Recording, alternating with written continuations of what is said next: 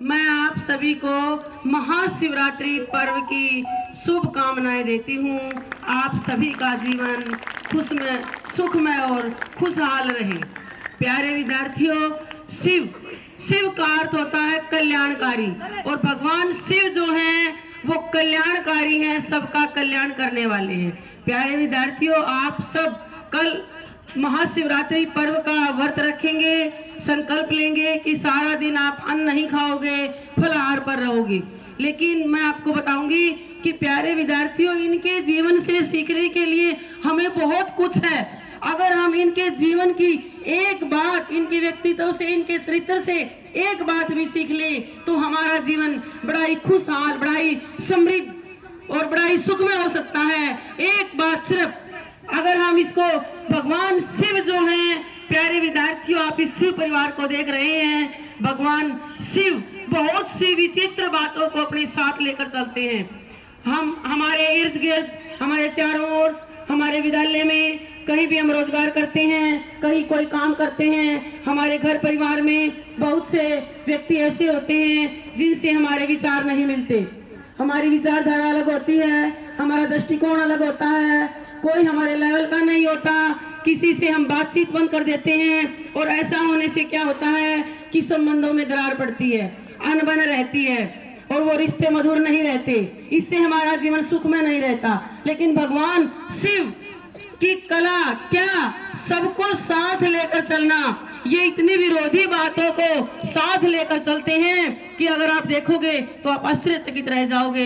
तो इनके जीवन से हम सीखेंगे कि किस तरह हमें सभी विरोधियों को, सभी एक दूसरे को काटने वाली, एक दूसरे को खाने वाली चीजें यहाँ पर आप इस चित्र में देख रहे हैं। भगवान के व्यक्तित्व पर अगर मैं थोड़ा सा भी अपनी छोटी बुद्धि से, वैसी तो मेरी इतनी बुद्धि नहीं है कि मैं इनके चरित्र का आकलन कर सकूं, अपनी छोटी बुद्धि से मैंने इनके चरित्र का, व्यक्तित्व का जो आकलन किया है, एक बार ध्यान से देखिए कि भगवान शिव के सिर पर है गंगा, उनकी जटाओं में गंगा बहती है, और थोड़ा जो गंगा में क्या होता है, जल। और थोड़ा सा हम आगे आए तो भगवान शिव का जो कंठ है वो नीला है, क्योंकि समुद्र मंथन के समय जो कालकूट विष निकला था, इन्होंने समाज के कल्याण के लिए उस कालकूट विष को खुद धारण किया, जिससे इनका कंठ नीला हो जाता है, और इनका एक नाम है नीलकंठ। यानी जल और ज्वाला, अग्नि, जल और ज्वाला दोनों साथ साथ रखते हैं, जो कि असंभव है। अगर जल होगा तो वहां अग्नि नहीं होगी, और अग्नि होगी तो वहां जल नहीं होगा, लेकिन ये दोनों को साथ साथ रखते हैं। आगे चले, भगवान के मस्तक पर बाल चंद्रमा है, चंद्रमा में होता है अमृत। और अगर हम थोड़ा सा आगे चले तो क्या है, इनके अमृत होता है और गले में विष है, इनका जो विष है, अमृत और विष भी साथ साथ रखते हैं। ये अमृत और विष साथ साथ रखते हैं। इनके तीसरे नेत्र से अग्नि निकलती है, अग्नि भी साथ है, पानी भी साथ है, अमृत भी है, विष भी है। और अगर आप ध्यान से देखें, इनके पुत्र हैं कार्तिकेय, और कार्तिकेय का जो वाहन है वो है मोर।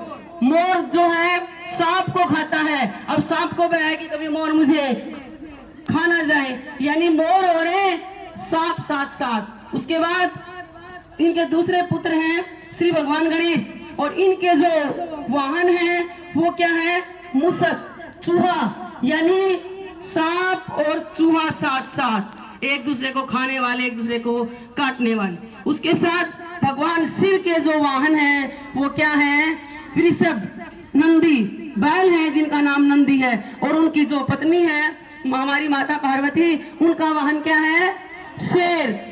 शेर जो है बैल को खा जाता है।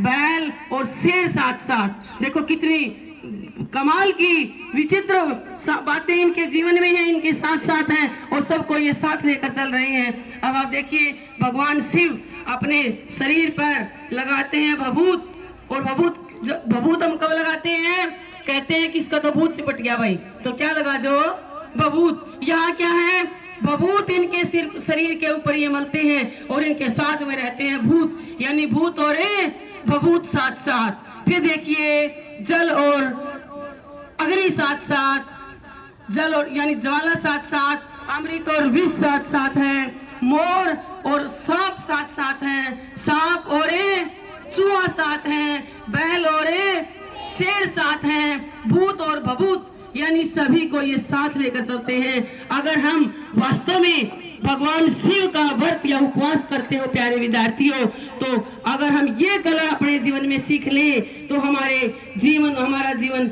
बड़ा ही सुखमय, खुशहाल और उल्लास से भरा हुआ होगा, क्योंकि इससे हमारे संबंध भी अच्छे होंगे और समाज में हम उन्नति के पद पर अग्रसर रहेंगे। धन्यवाद।